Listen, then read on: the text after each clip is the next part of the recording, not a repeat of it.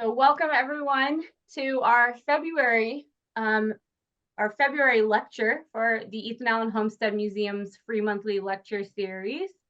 We have an amazing presentation today by historian and author Jack Kelly, but before we get to him, I am just going to say a few words about this program and thank our sponsors for this program. First up, my name is Angie Grove.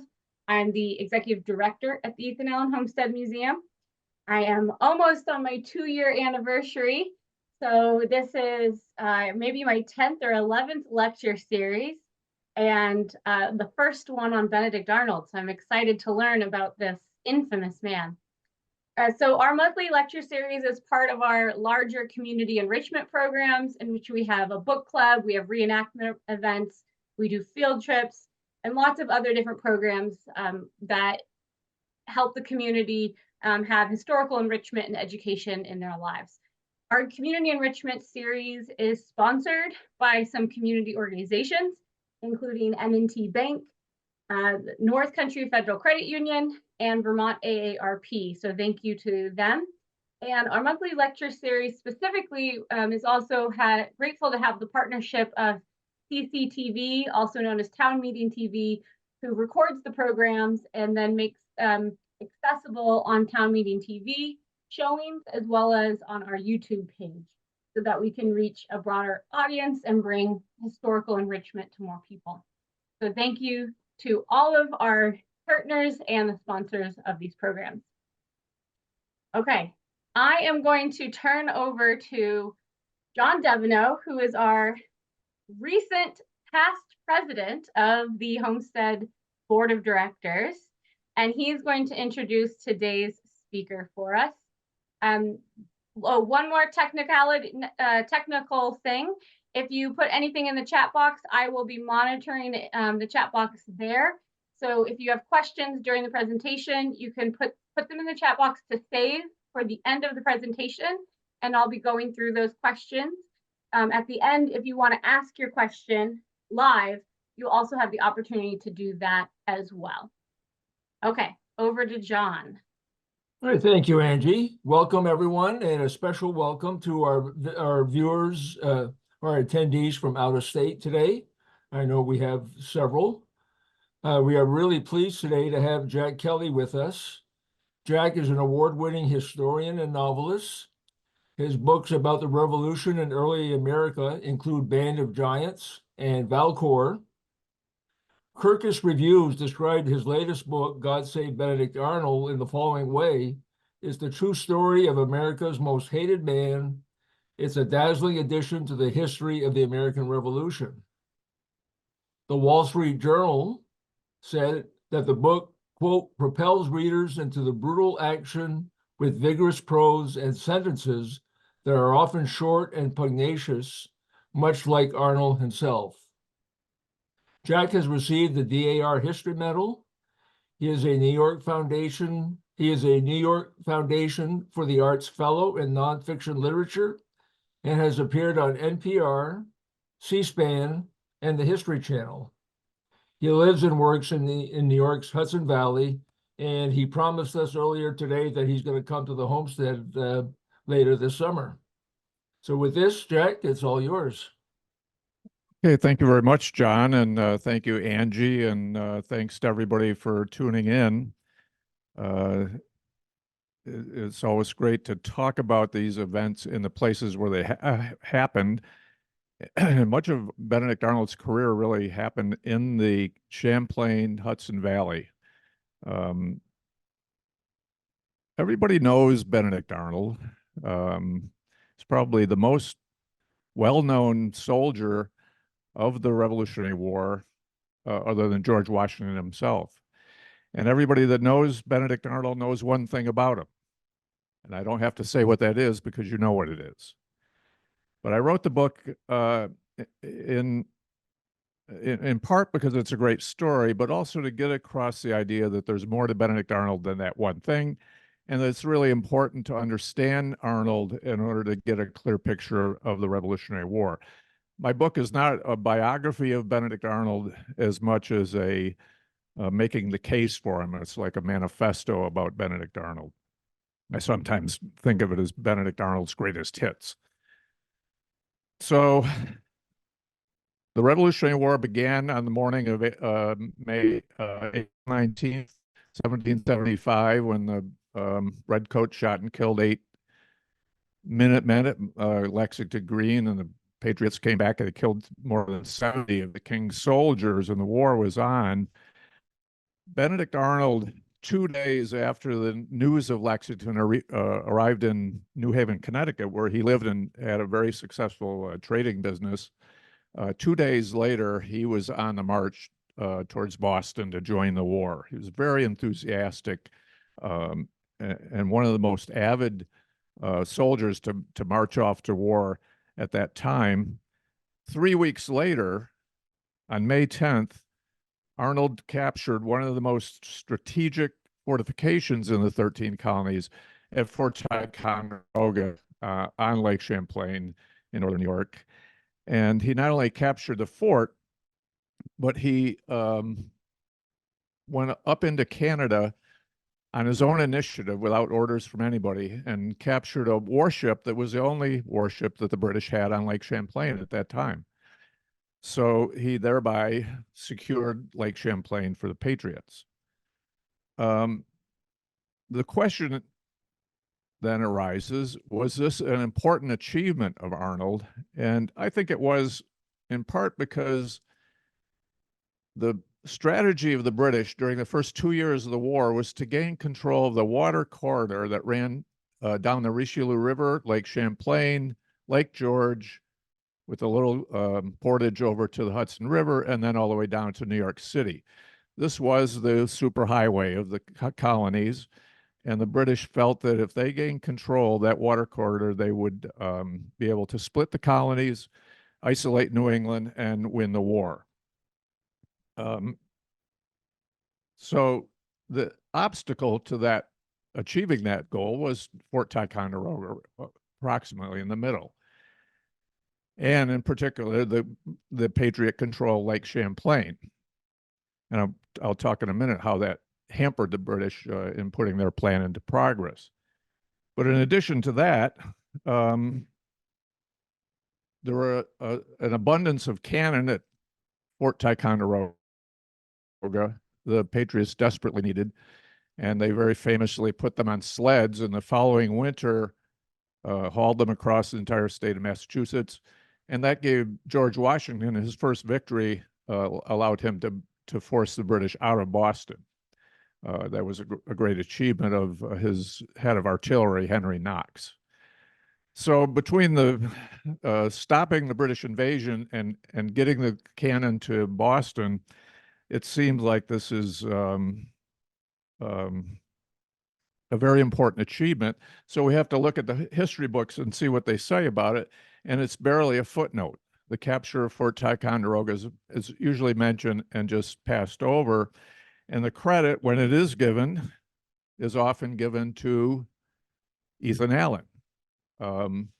Ethan Allen and his Green Mountain Boys, of course, as I'm sure most of you up there know, the Green Mountain Boys was a vigilante group that Allen had gotten up before the war that really didn't start out having anything to do with the dispute with Britain. And Allen and the Green Mountain Boys did provide the manpower for the takeover of Ticonderoga. But as soon as the excitement was over, the Green Mountain Boys basically went home.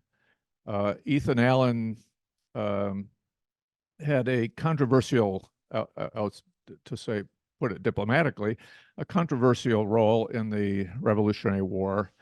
And in fact, the idea for taking over the Fort Ticonderoga was Benedict Arnold.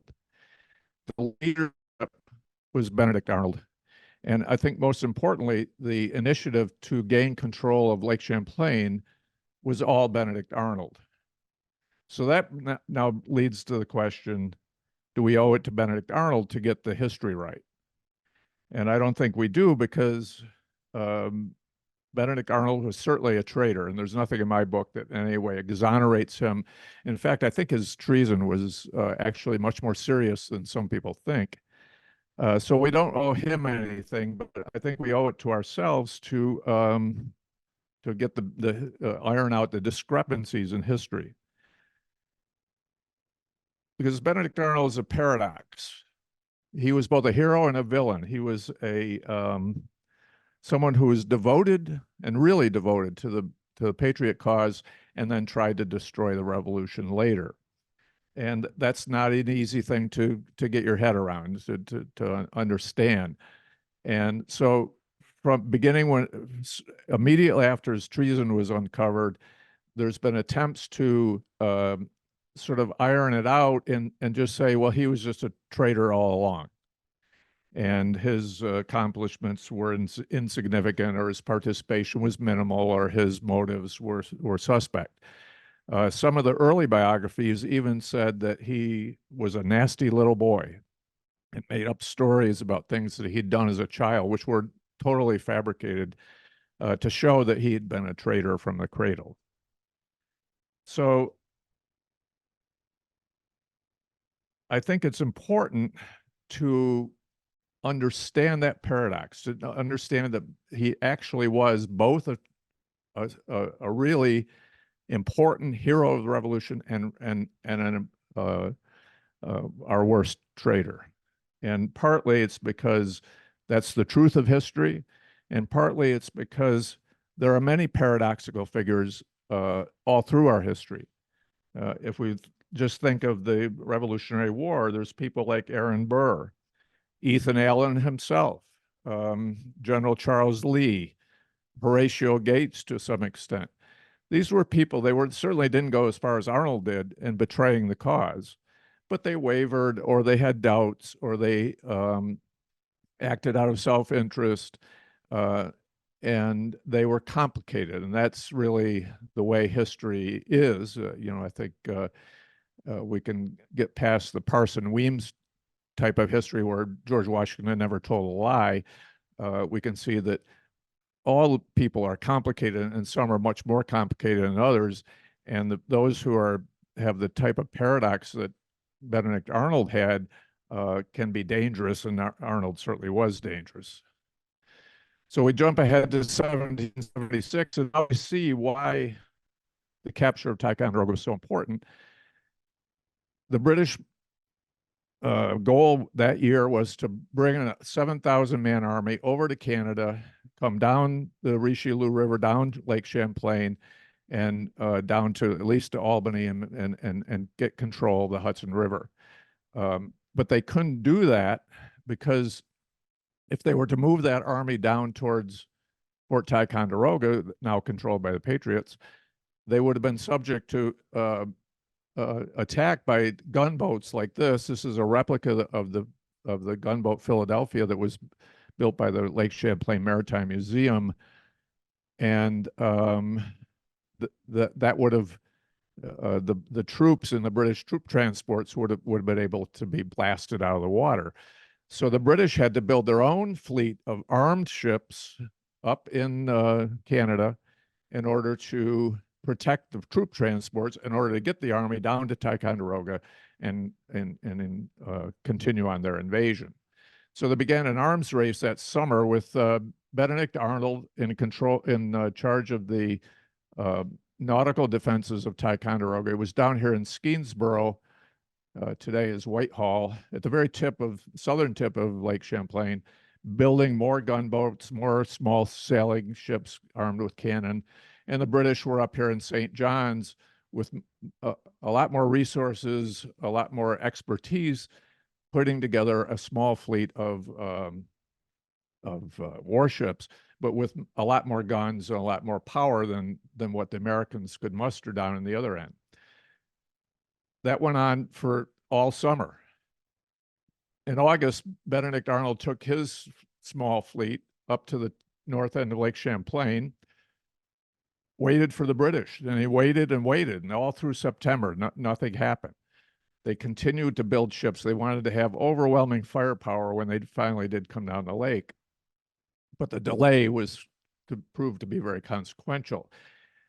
At the end of September, Arnold pulled back to Valcour Island here, and there was a protected bay between Valcour Island and New York shore, and he waited some more for the British. It wasn't until October 11th the British finally came down the lake, and when they Patriots found out the size of the fleet that they had and the amount of firepower, Arnold, second in command, said, "We got to get out of here. Well, this is suicidal to stay here." And Arnold said, "No, I have a plan. We're going to fight the Royal Navy and we're going to beat them." And he was so confident and so keen in his strategic thinking that his captain supported him. They lined up for battle, and his strategy. This is a contemporary map of the battle. This was the American line in the north. The north end of the bay was closed up because it was too shallow for ships to come through there. So the British had to come around, and a number of their bigger ships weren't able to get up in there. They couldn't tack back and forth enough to get through that narrow opening. This line here represents the British gunboats, which they had many. The battle basically came down to American gunboats firing at British gunboats.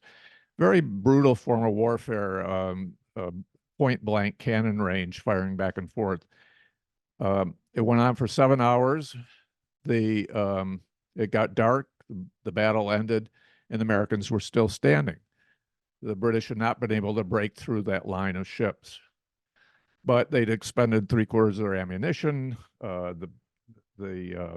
Many of their boats were damaged. So now what? Again, Arnold said, "I have a plan." And because of his foresight, they were able to escape from that trap of the bay in Valcour Island directly through the blockade that the British set up to the south. In the middle of the night, very quietly, they were able to slip away. It was almost like a fairy tale. There was more fighting down the lake. The majority of the American ships were destroyed in all that fighting.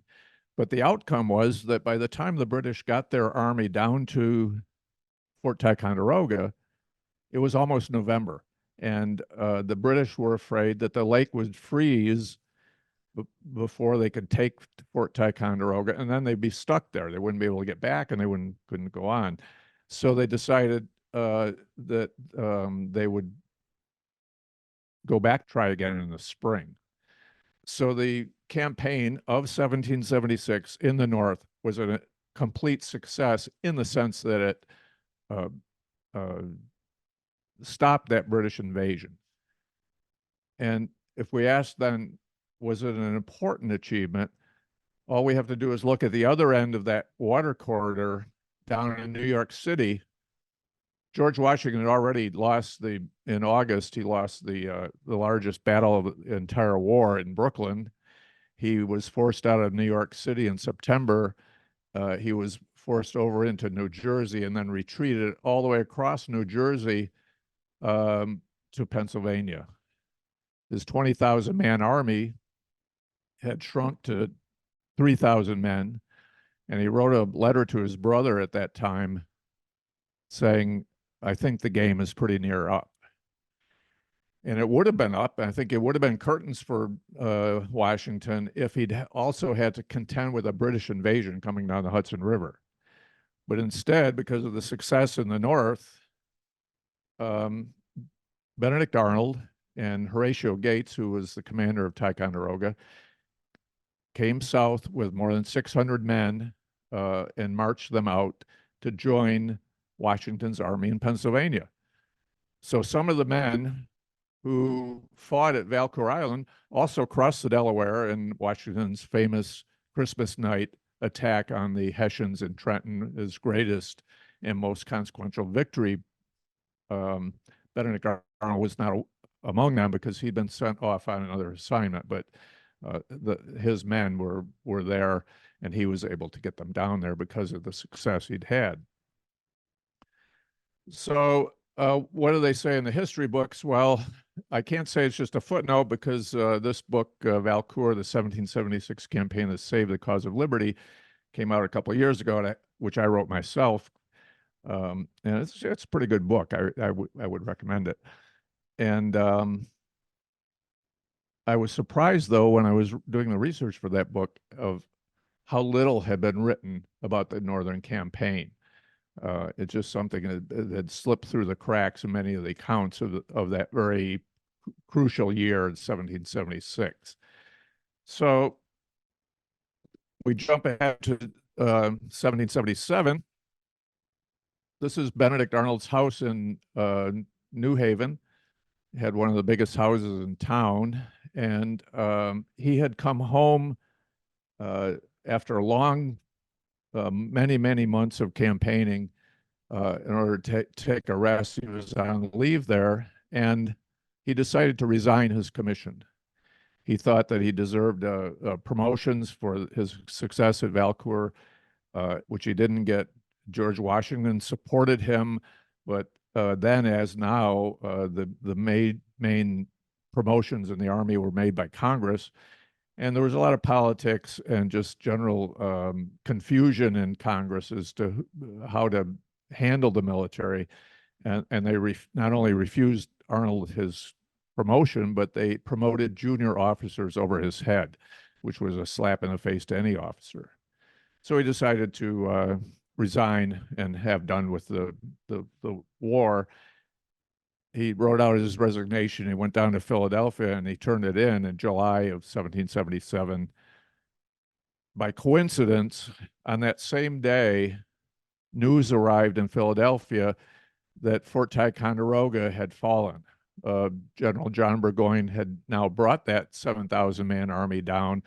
Very little opposition on Lake Champlain. Easily took Ticonderoga and was on the march toward Albany. Arnold forgot about his resignation, jumped on a horse, rode up to join General Gates, who's now in command in the North. Together, they decided to meet Burgoyne at Bemis Heights on a high ground just beside the Hudson River and a few miles south of the village of Saratoga, which today is Schuylerville. They fought two battles there, collectively known as the Battle of Saratoga. In both battles, General Burgoyne tried to sweep around the left end of the American lines, and in both battles, Benedict Arnold commanded the left division. In the first battle, he fought Burgoyne to a standstill and inflicted pretty heavy casualties. And in the second battle, he decisively defeated Burgoyne and then personally led a charge into the British field fortifications, broke through, and put Burgoyne in a position where he had to do what he said he would never do, which was retreat.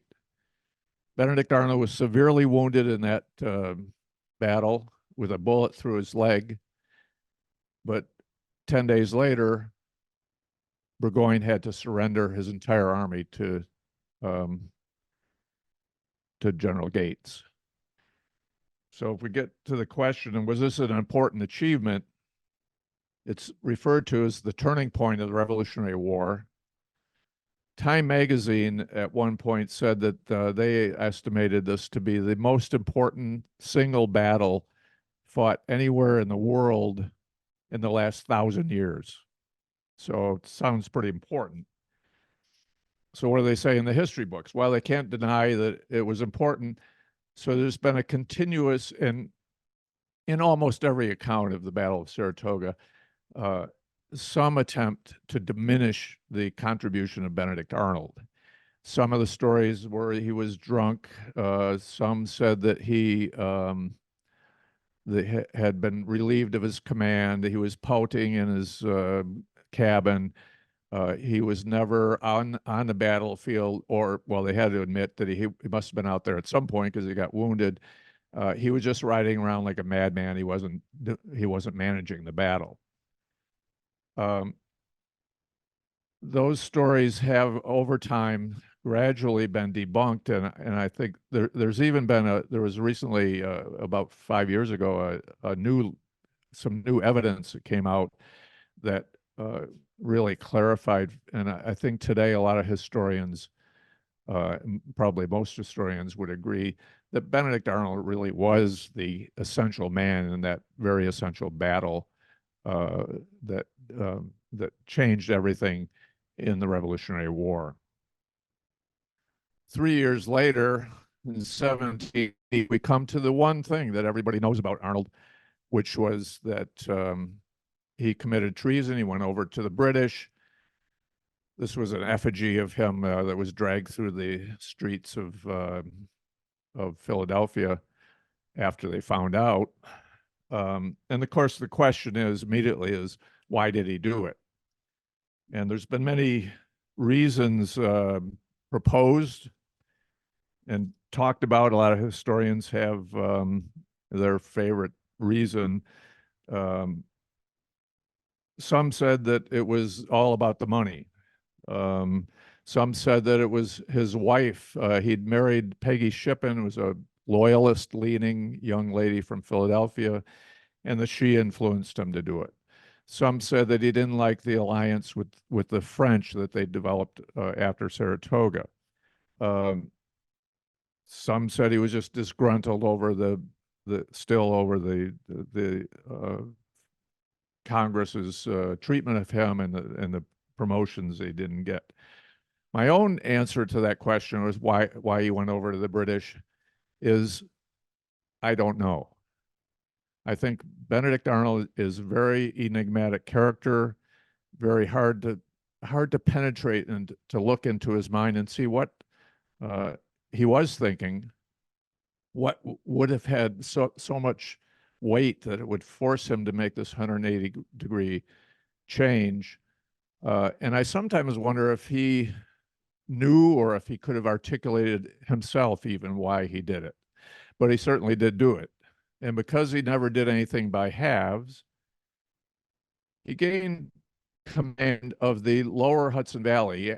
He asked George Washington to give him command of this. He was still suffering from his leg wound and didn't feel he could be out in the field. So he had first been in command of Philadelphia, and then they moved him up here to the southern Hudson Valley, which included West Point, a very crucial fort. It was not a military academy then, of course, it was a fort protecting the Hudson River.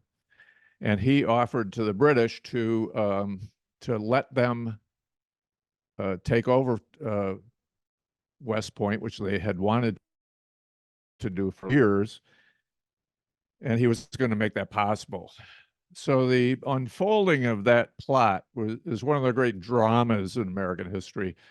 He met in September 1780 in Haverstraw, which is on the west side of the Hudson River, with the head of British intelligence, Major John Andre, and gave him a map of the fort, information about troop deployments there, other documents.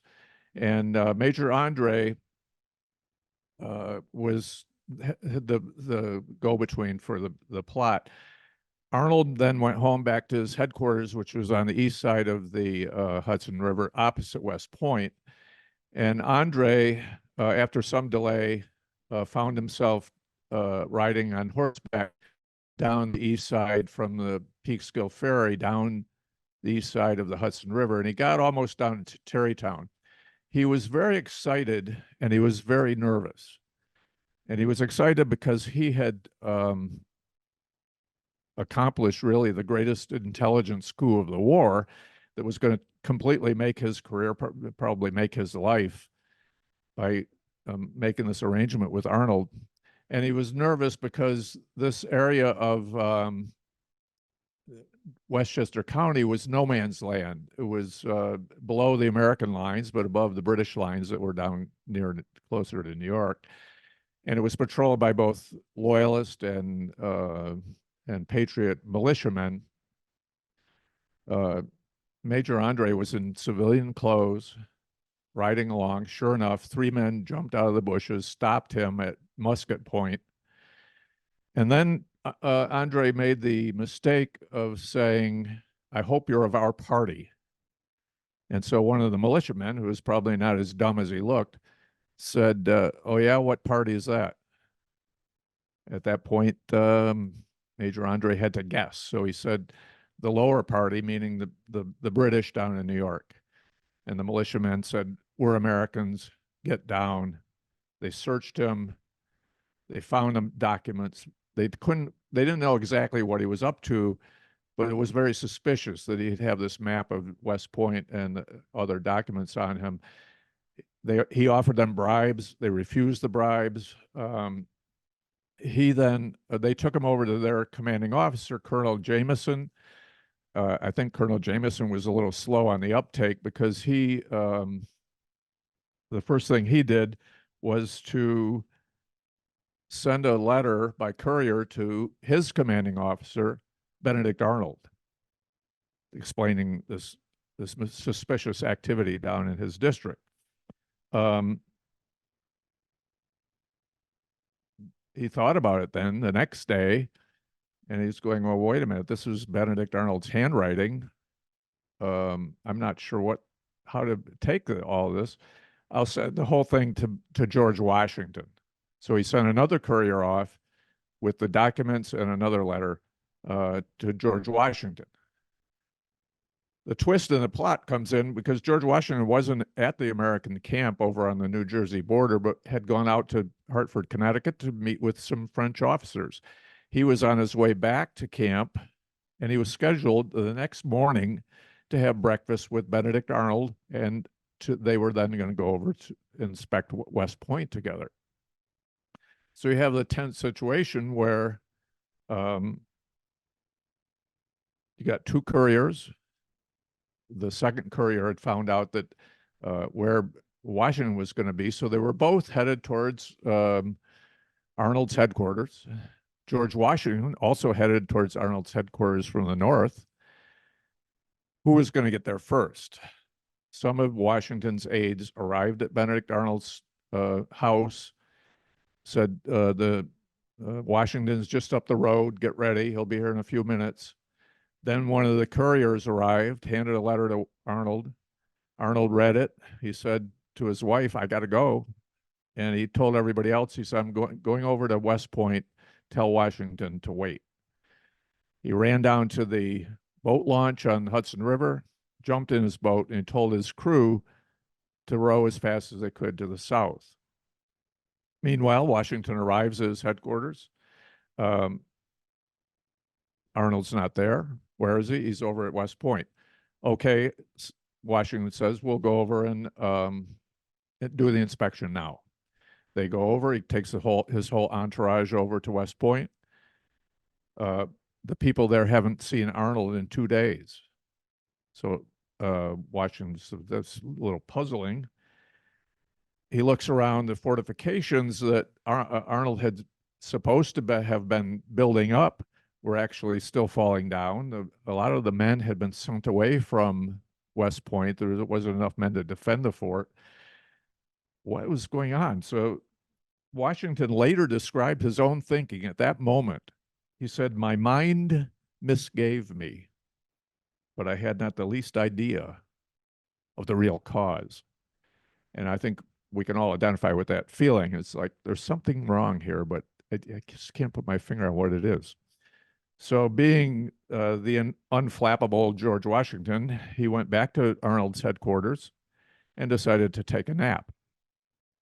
Before he lay down in bed, another courier arrived and handed him a letter with the documents. He looked them over, immediately knew what was going on. He called in his most trusted subordinate, Henry Knox, and he said, Arnold has betrayed us. Who can we trust now? And it was not a rhetorical question because Washington at that point didn't know who was involved in this plot and how far it went. So he sent Alexander Hamilton racing down the Hudson River on horseback to try to catch up with Arnold. He sent a message over to the army on the west side of the Hudson to start marching troops up to West Point to protect the fort. And then the real drama began. Arnold's wife, former Peggy Shippen, now Peggy Arnold, And this, by the way, is a drawing of Peggy that was done by Major John Andre. He was quite pretty good artist, and this was back when the British were in control of Philadelphia, and Peggy was flirting with the British officers. She started tearing her clothes off, screaming that she had to see Washington, that they were going to kill her baby. She was having a hysterical fit, they thought.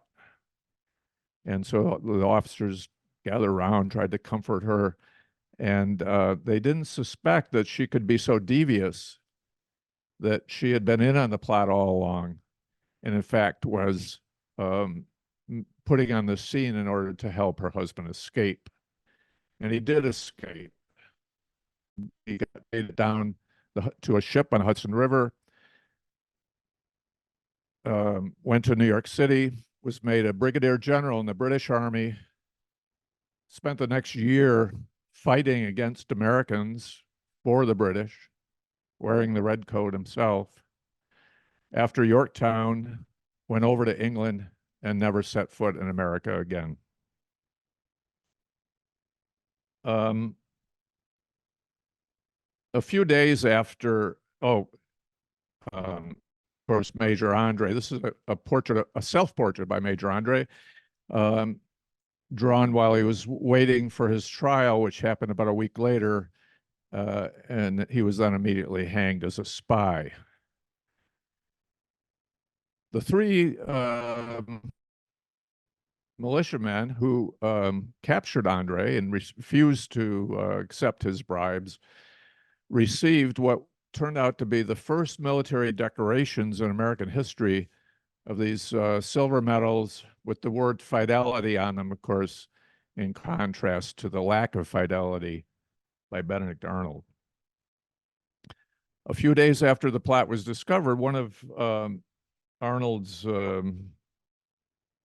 aides said that wouldn't it have been better if the bullet that went through his leg at Saratoga had gone through his heart? And historians down the years have sort of echoed that sentiment a little differently by saying that if Benedict Arnold had been killed at Saratoga, he would be remembered as one of our greatest military heroes. And I think from what I've talked about here this afternoon that you can see the logic of that idea, but I don't think it's true. I think that if Benedict Arnold had been killed at Saratoga, he would have been forgotten. In the same way that Nathaniel Greene and Henry Knox and Richard Montgomery and all the great military heroes of the Revolution have largely been forgotten by the general public. I live in the Hudson Valley, as I mentioned. We have Greene County, Montgomery County is nearby, Sullivan County, Putnam County, all named for heroes of the Revolution. But you ask people who's the place is named for, they're not really that clear about it. So I'm hoping that as we come up to the 250th anniversary of the Revolutionary War, which is fast approaching, that some new attention can be paid just to the men who did the fighting. We're going to remember Benedict Arnold, of course, but what about all the others who stayed faithful? And particularly the men in the ranks who went through a great deal of hardship in order to create a country.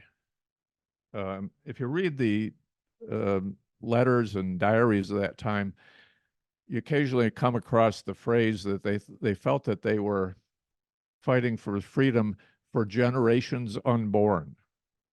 They use that phrase. And we are those generations. And they were fighting for us. So thank you very much. And I'd be happy to take a few questions. I have a website, jackkellybooks.com, where you can sign up for a newsletter. I keep you abreast of what I'm doing, and also occasionally send out an essay on history as some people have found interesting. And you can pick up the book at any bookstore or online service. So thank you all very much. Thank you very much, Jack. Okay, so we're now opening the floor to any questions. You have a couple of different options. You can either use the raised hand function in Zoom. You can turn your camera on and physically raise your hand so I can see you. You can put a question into the chat box. And if you put it in the chat box, I'll assume you want me to read it out loud. But if you want to read it out loud, you could make a comment when you type it in to the chat box as well. So we're going to start, Jack, with a question that was submitted during your presentation into the chat box. This question is from Glenn. There's two parts to the question. So the first question is, have you watched Turn, Washington Spies? It's a TV series which depicts Arnold's personal life and his relationship with Washington and his treason. If so, does it portray him accurately? If you haven't seen it, there's a second question. Okay, I have seen that, and I think they did a very good job both in the production values, which were very well done, I thought, and also in the depiction of Benedict Arnold and the general facts. I mean, there's always going to be, in any kind of dramatic series like that, there's got to be drama and there's got to be romance, of course, too. And there was plenty of that, and they made the mileage out of it in depicting his love affair with Peggy and the various ins and outs of it. I guess the one thing that kind of always bothered me, though, is I had read so much about Benedict Arnold and seen what portraits there are of him. And I had a picture of Benedict Arnold, and the guy who played Benedict Arnold did not fit that picture. And that always grated on me a little bit while I was watching it. But I was really impressed by that series. I think it would be great to see more series that are done that well and that stick as close as they did to the facts, even though they had to put in a little element of melodrama. Yeah, my memory of that series is the way he came across to me was a little bit of a pretty boy by the guy they had him acting for it. Was that how you viewed it? Is that what didn't match up to your view? I don't. It's hard to even put my finger on what it was. There was something about it. He just didn't look like the way I imagined Benedict Arnold looked. He seemed too tall and not. I always imagined Benedict Arnold as a little shorter and more athletic appearing, but I don't. He did a pretty good job, I'd say, but just it doesn't always fit with the image you create in your mind. Yeah. For those viewers who may not be familiar with the series, I believe it was AMC maybe that did the series. Yeah, so it's something I think you might be able to find it online to watch it again, and I recommend it.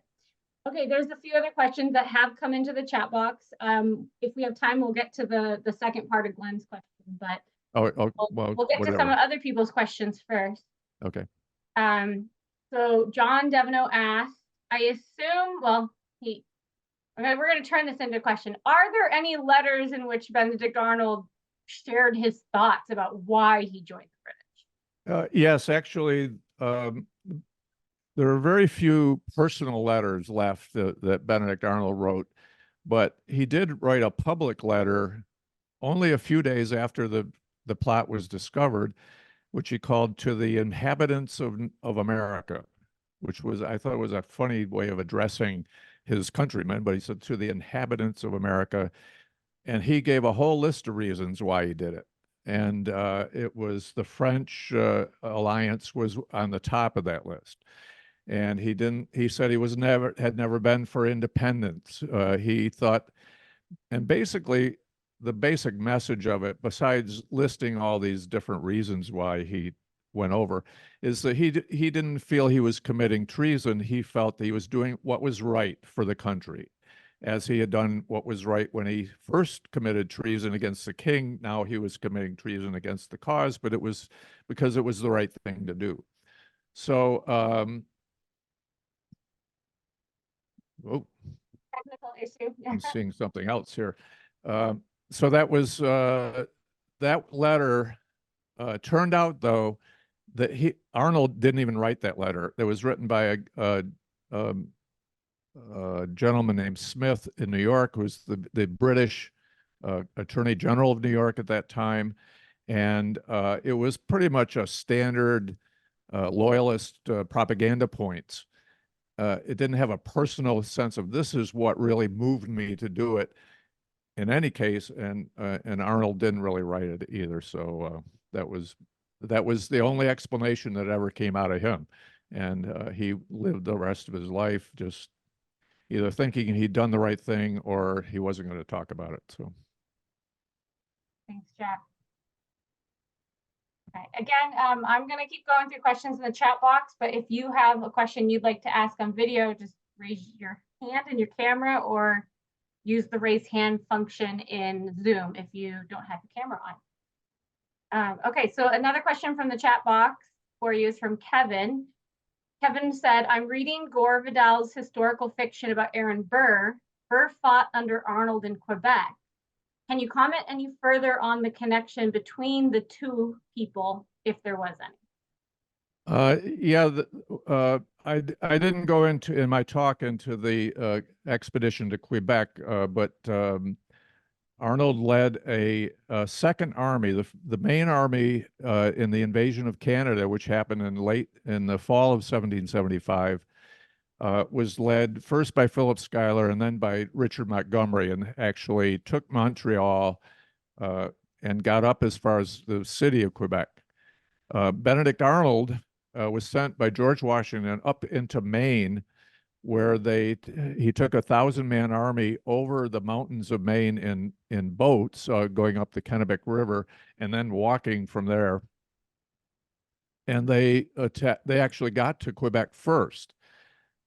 Very tortuous expedition. Really put a strain on Arnold's leadership abilities, and he came through. He was able to get the whole army up there.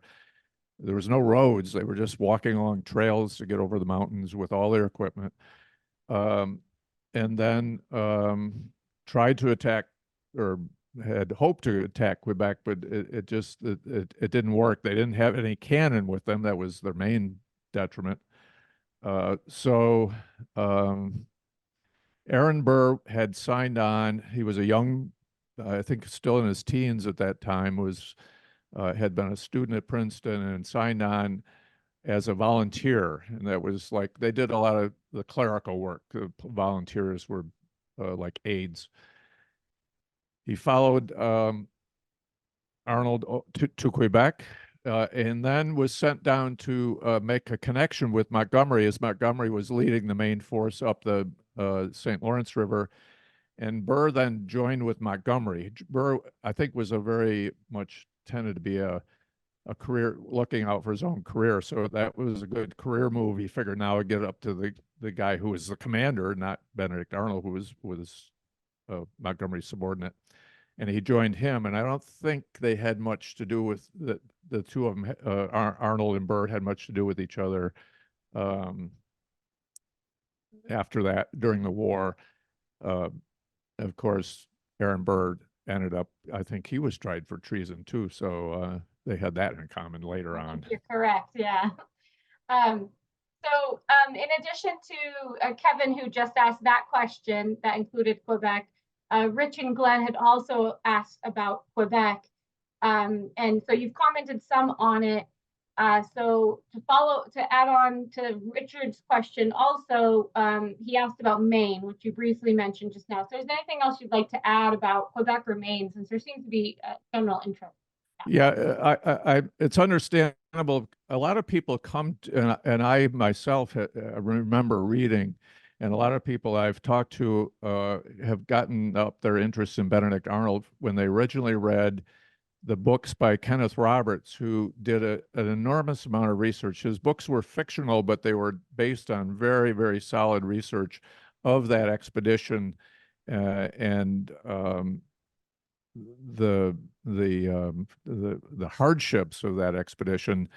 And so that was many of the men that did that went over on that expedition kept diaries, and Roberts actually collected all his diaries and published a book that included all the diaries. So you got very minute detail about what happened, and it was hard to believe what they went through to in terms first of just the difficult climb, wading in ice water all day, pushing boats up loaded with equipment, and then ran out of food about halfway over, and they didn't have enough food to get back. They didn't have enough, they didn't know what was coming when they got over.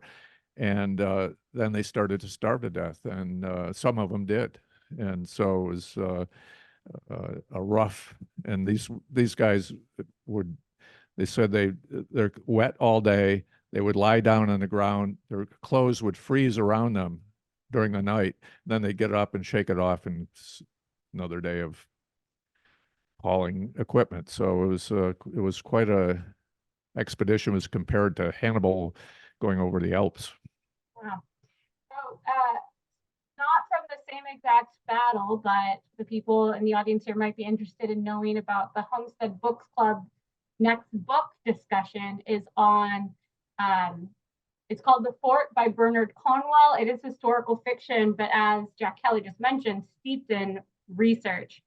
And it is about the Penobscot expedition up in Maine in 1779. So kind of a similar story. So if you have any interest in that, you can check out the Homestead Museum's website, which you can purchase the book from our online gift store and participate in that discussion in May.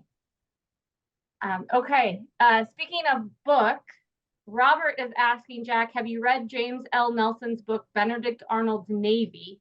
And Robert would recommend it to everyone here. Yes, I found that was a great book, and it went into the both the invasion of Canada, and then it gave a good context for everything that happened at Valcour Island as well. And he went into the Valcour Island, the building of the boats on Lake Champlain. So I definitely recommend that. My book was much more focused on Valcour Island and just the Lake Champlain end of that story. He told a much broader story in that book, but definitely well worth reading. And Jack, your book that you're talking about, is that the Valcour book?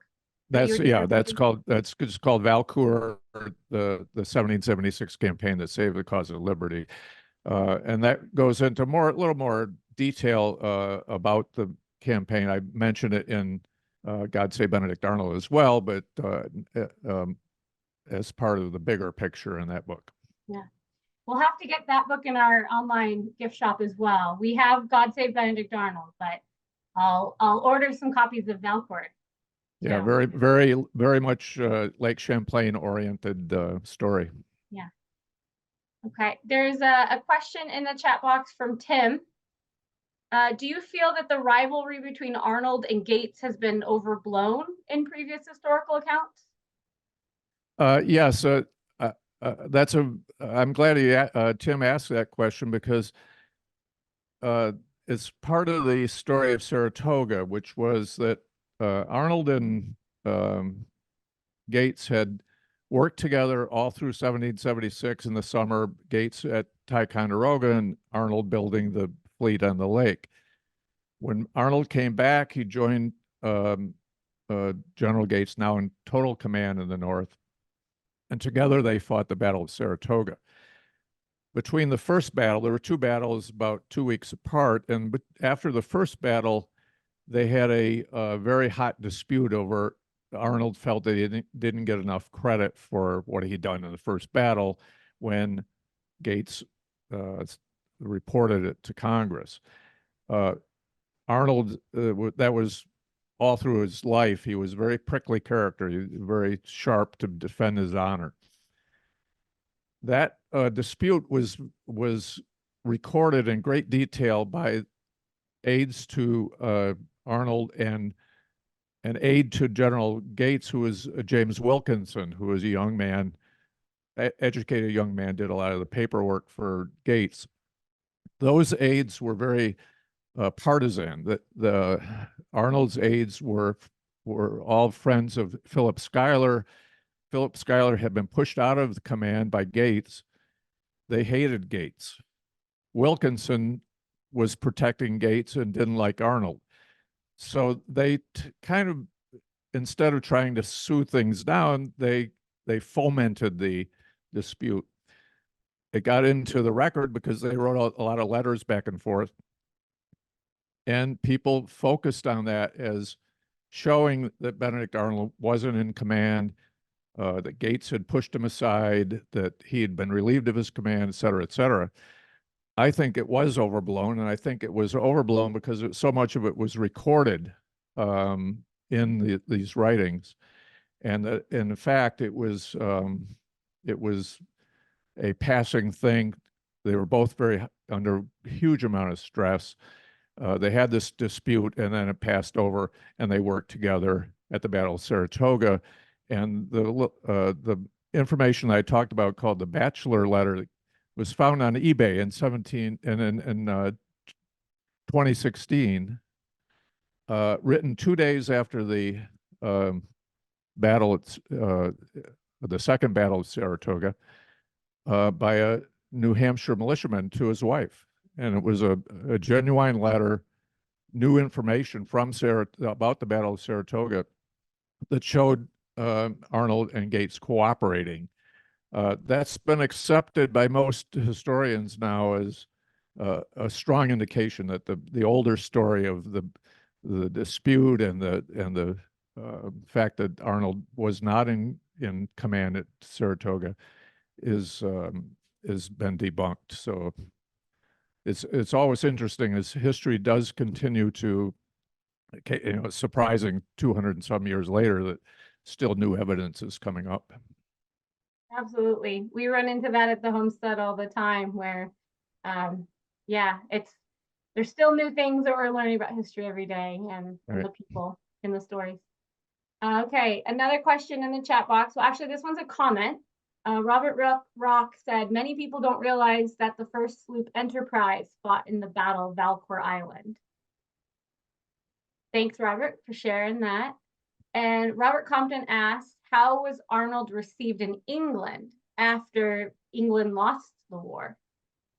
Yeah, I was actually, just to mention that first comment, I was impressed myself because the Enterprise was a name that went down through the American Navy very prominently all through history. And that was the first ship that was called Enterprise, was one of the early ships that Arnold had gotten on Lake Champlain.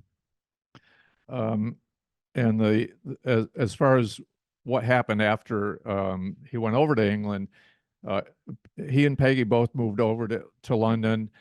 They were rewarded by the British government for what they tried to do. Peggy got a stipend herself for her participation in it. Their sons, they had, I think, 5 sons in England, were all made officers in the British Army, but they weren't well received. And in particular, Arnold wanted to get back into active military service. He loved the military. He loved being in the mix in war. And the officers of the British Army hated him, but partly because he was a traitor, and even though he'd come to their side, they still considered him a traitor, untrustworthy, and partly because he had killed a lot of British soldiers, as an American officer. So they always blocked his efforts to get back into a military command in England after he went over there. And he got back into business. They lived for a while in Canada. He was never very happy, and they lived fairly comfortably, but not. It was not I think the life of his dreams, but certainly better than many of the people that what really always, when I say his treason was more serious than people think, he betrayed people he had led in battle, American soldiers. And, it wasn't just that he betrayed the cause or changed his mind about the cause. He actually led British troops that killed Americans, and that was, a blot on his reputation, I think, that will never be erased. Thanks, Jack, for answering that one. So I have 2 more questions in the chat box. We probably have enough time for maybe 3 or 4 more questions total. So if you have a question that you're sitting on, now's the chance to raise your hand or put it in the chat box. So the question I'm going to give you now is from John Devino. There are no statues of Benedict Arnold for obvious reasons. John admits he has not visited the Saratoga battlefield, but he's heard a rumor. Is it true that there is a monument of a boot to recognize Arnold being wounded there? Yes, that was I think erected around 1900, and it's a stone monument that just shows a boot and a cannon, I think, and it describes Arnold and his achievement there, but doesn't mention his name. And I was talking to somebody that said they remember that when they went to the battlefield as a child, they thought that was the most interesting part of the whole battlefield, is seeing a monument to a boot.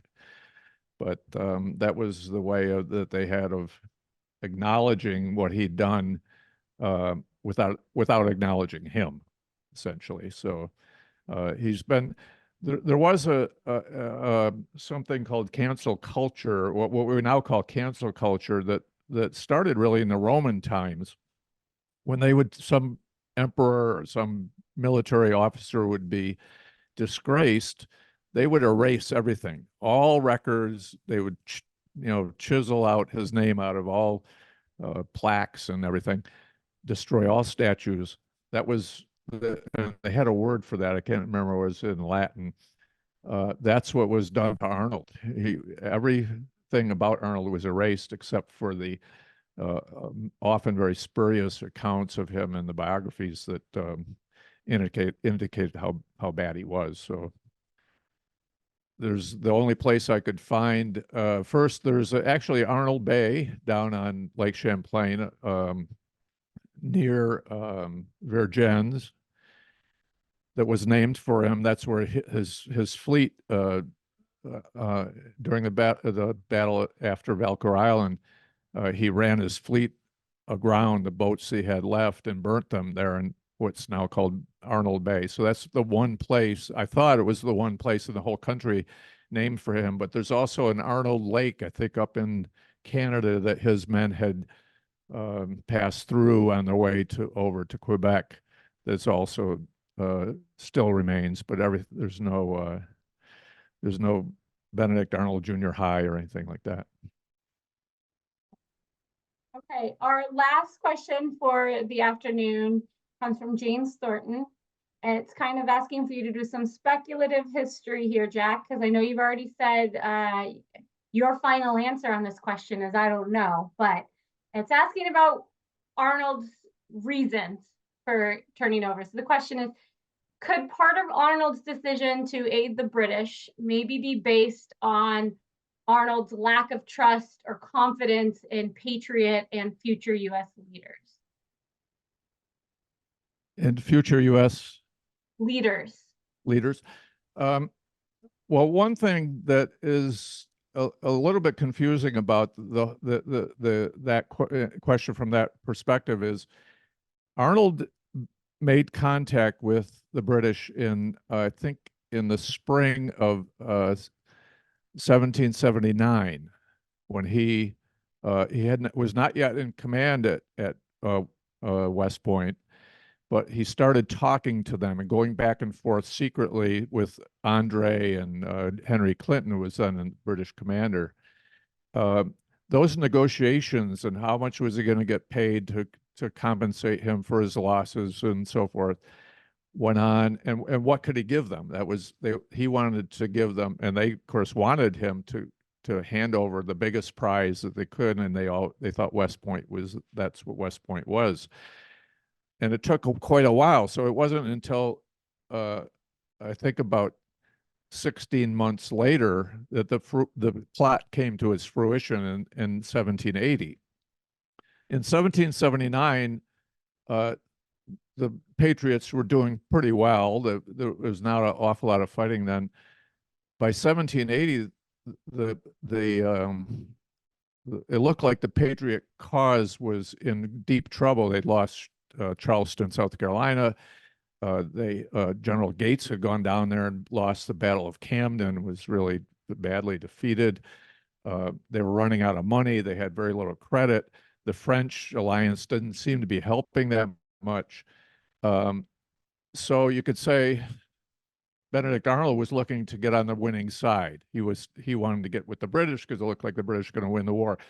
But I don't think that was the case, because he had started his treason back when the British didn't look like they're necessarily going to win the war, or the Patriots going to be defeated.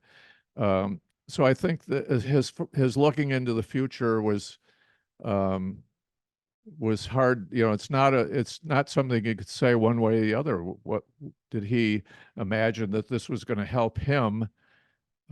He thought that he was doing the right thing by ending the war. So I would imagine he thought of himself as being the hero.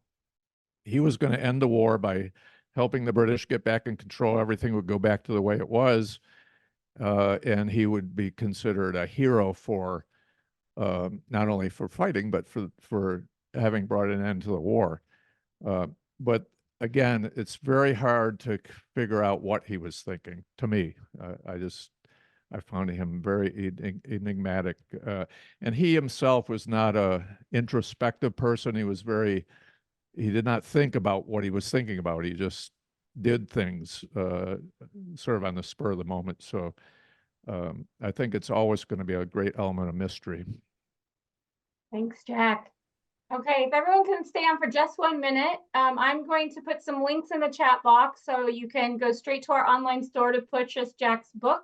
And John Devono also has an announcement about the next lecture series program. Yeah, thank you, Angie. Just before I talk about the next program, in my introduction, I mentioned that Jack has appeared on C-SPAN.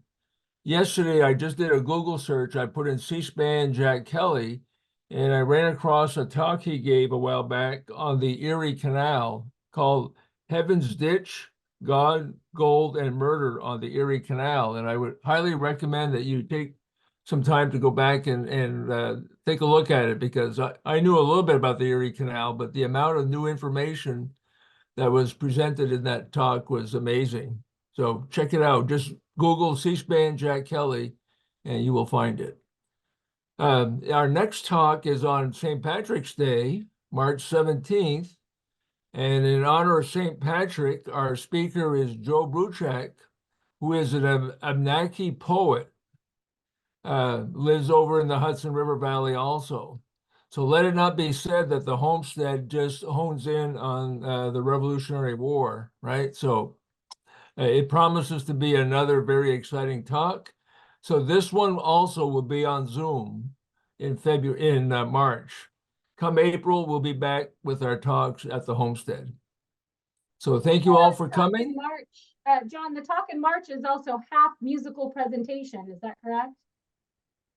I believe, yeah, it's going to be Joe and his son also are going, and they're going to be doing some poetry, apparently even in Abenaki. So probably with English subtitles. I don't know. We'll have to figure out how that works, but it promises to be a very unique and an informative talk.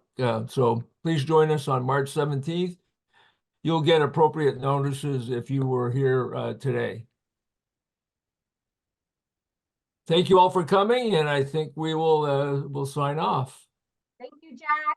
Okay, thanks. Thanks, everybody.